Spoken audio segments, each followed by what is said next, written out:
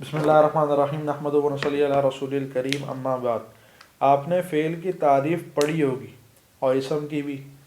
اسم کی اور فعل کی تعریف کے اندر آپ نے ایک فرق پڑھا ہوگا کہ اسم کی تعریف کے اندر زمانہ نہیں ہے اور فعل کی تعریف کے اندر زمانہ ہے۔ اسم میں زمانہ نہیں ہوتا لیکن فعل کے اندر زمانہ ہوتا ہے۔ سوال یہ ہے کہ یہ جو میں نے آپ کے سامنے 3 حرف لکھے ہیں، یہ 3 حرف ہیں اسم۔ یہ جو ہے نا، یہ امسی اسم ہے، غدن اسم ہے، الان اسم ہے، یہ سب اسم ہے۔ فعل کی تعریف کے اندر آپ نے زمانہ پڑھا ہے، اسم کی تعریف کے اندر زمانہ نہیں پڑھا۔ لیکن امسی کا معنی گزشتہ کل، اس کے اندر ماضی کا زمانہ ہے۔ غدن کا معنی آنے والا کل، اس کے اندر مستقبل کا زمانہ ہے۔ الان کا مطلب موجودہ حالت، اس کے اندر حال کا زمانہ ہے۔ سوال یہ ہے کہ جب ان کے اندر زمانہ ہے تو یہ اسم کیوں ہے، فعل کیوں نہیں ہے؟ سوال سمجھ میں آ گیا؟ ان تینوں کے اندر زمانہ ہے، یہ پھر بھی اسم ہے، کیوں؟ جواب یہ کہ دیکھو، فعل کی تعریف کے اندر 2 باتیں۔ نمبر 1، فعل کی تعریف کے اندر مستقل معنی ہوتا ہے۔ مستقل معنی کہو یا پھر یہ کہو کہ فعل اپنے معنی کے اوپر دلالت کرتا ہے۔ فعل ایسا کلمہ ہے جو اپنے معنی کے اوپر دلالت کرے۔ مثال کے طور پہ نصرہ ہے، نصرہ کے اندر مارنے کا معنی ہے، نصرہ کے اندر مدد کرنے کا معنی ہے، ضربہ کے اندر مارنے کا معنی ہے، سمعہ کے اندر سننے کا معنی ہے۔ اسی طرح بہت سارے افعال کلمات ہیں، ان کے اندر جو اپنا معنی خود بیان کرتے ہیں، وہ کسی اور کے ملانے کے محتاج نہیں ہوتے۔ لہذا فعل کے اندر اپنا معنی تو ہوتا ہے، ساتھ ساتھ فعل کے اندر زمانہ بھی ہوتا ہے۔ نصرہ کا معنی مدد کری اس نے گزشتہ زمانے کے اندر، تو فعل کے اندر مستقل معنی بھی ہے، اپنا معنی اور زمانہ بھی ہے۔ لیکن فرق کیا ہے؟ فعل کے اندر جو مستقل معنی آتا ہے نا، جو کلمہ جو ہے وہ اپنے معنی کے اوپر جو دلالت کرتا ہے، تو فعل کے اندر جو مستقل معنی ہوتا ہے وہ مادے سے آتا ہے۔ کس سے آتا ہے؟ مادے سے۔ اور فعل کے اندر جو زمانے کا معنی ہوتا ہے وہ ہیئت سے آتا ہے۔ صحیح ہے؟ سمجھاتا ہوں مثال سے۔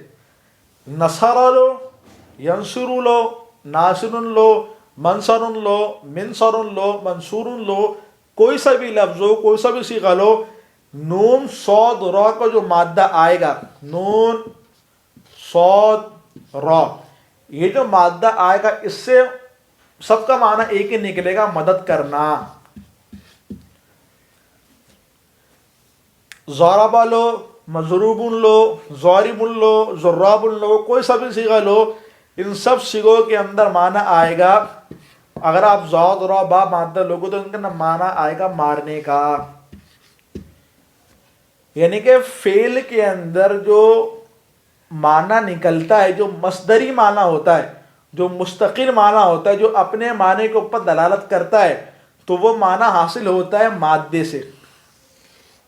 سمعہ کا کوئی سا بھی صیغہ لو، اس کے اندر سننے کا معنی آئے گا، بھلے آپ باپ بدل دو، استماع کی طرف لے جاؤ، صحیح ہے، آپ باپ بدل دو، گردان بدل دو، کچھ بھی بدل دو، سننے کا معنی ضرور آئے گا۔ تو یہ جو معنی نکلتا ہے یہ مادے سے نکلتا ہے، یہ ہیئت سے نہیں۔ ہیئت کسے کہتے ہیں؟ ہیئت کا معنی جیسے کہ فعالہ، یہ ہیئت کس کی ہے بھائی؟ یہ ہیئت ہے ماضی کی۔ یفعلو، یہ کس کی ہیئت ہے؟ یہ مضارع کی ہے۔ افعال، یہ امر کی ہیئت ہے۔ یہ جو ہیئت ہے نا، فعالہ یہ ماضی کی ہے، یہ مضارع کی ہے، مضارع کے اندر حال و استقبال کا معنی ہوتا ہے۔ یہ امر کی حیت ہے، امر کے اندر صرف مستقبل کا معنی ہوتا ہے، حال کا معنی نہیں ہوتا۔ یہ بات یاد رکھنا، بعد میں سمجھا دیں گے کیسے ہوتا ہے یہ، لیکن یہ بات یاد رکھو، امر کے اندر مستقبل کا معنی ہوتا ہے۔ تو یہ وزن ہو گیا، یہ وزن ہو گیا، یہ وزن، جو خاص حیت ہے نا، اس خاص حیت سے فعل کے اندر زمانے کا معنی آتا ہے۔ اب نصر کو اس وزن کے اوپر لاؤ تو معنی بنے گا مدد کی اس نے گزشتہ زمانے کے اندر۔ یہ گزشتہ زمانے کا معنی اس حیت سے آیا ہے۔ ضربہ کو اس حیت کے اوپر لے جاؤ، یضرب کر لو اس کو، تو یضربو یہ زمانہ حال کا کہ مارا اس نے موجودہ زمانے کے اندر یا آئندہ زمانے کے اندر، تو یہ معنی زمانے والا فعل کے اندر ہیئت سے حاصل ہوتا ہے۔ انصر مدد کر، یہ مدد کر، یہ جو مدد کرنے کا جو مستقبل کا زمانہ ہے یہ فعل کے اندر اس ہیئت سے حاصل ہو رہا ہے۔ تو کہنے کا مقصد یہ ہے فعل کے اندر دو معنی ہوتے ہیں، ایک تو مصدری معنی جس سے ہم کہتے ہیں کہ اپنے معنی کے اوپر خود دلالت کرنا، مستقل معنی کچھ بھی لفظ لے لو، کیونکہ نحو کی کتابوں کے اندر مختلف الفاظ لکھے ہوئے ہوتے ہیں، کسی کے اندر لکھا ہوگا کہ مستقل معنی ہو، کسی کے اندر لکھا ہوگا کہ اپنے معنی کے اوپر دلالت کرے، کسی کے اندر لکھا ہوگا کہ مصدری معنی ہو۔ تو میں تینوں الفاظ آپ کے سامنے استعمال کر رہا ہوں، تو یہ جو مصدری معنی وغیرہ جو بھی یہ حاصل ہوگا تو مادے سے حاصل ہوگا، اور زمانے کا معنی یہ ہیئت سے حاصل ہوگا۔ اتنی بات سمجھ میں آ گئی؟ فعل کے اندر دو قسم کے معنی ہوتے ہیں، نمبر ایک مصدری معنی، نمبر دو زمانے کا معنی۔ تو مصدری معنی یہ حاصل ہوگا مادے سے، اور زمانے کا معنی یہ حاصل ہوگا ہیئت سے۔ صحیح ہے؟ اتنی بات سمجھ میں آ گئی؟ اب دیکھو سوال کی طرف دوبارہ آ جاؤ۔ امسی کے اندر ماضی کا زمانہ، میرا سوال یہ ہے کہ ماضی کا زمانہ کیسے آیا؟ ماضی کا زمانہ فعل کے اندر فعالہ کے وزن کے اوپر آتا ہے، امسی کا فعالہ کے وزن کے اوپر ہے نہیں ہے، مطلب ہیئت سے زمانہ نہیں آیا۔ فعل کے اندر ہیئت سے زمانہ آتا ہے، امسی کے اندر ہیئت سے زمانہ نہیں آیا، بلکہ امسی کے اندر مادے کی وجہ سے زمانہ آیا۔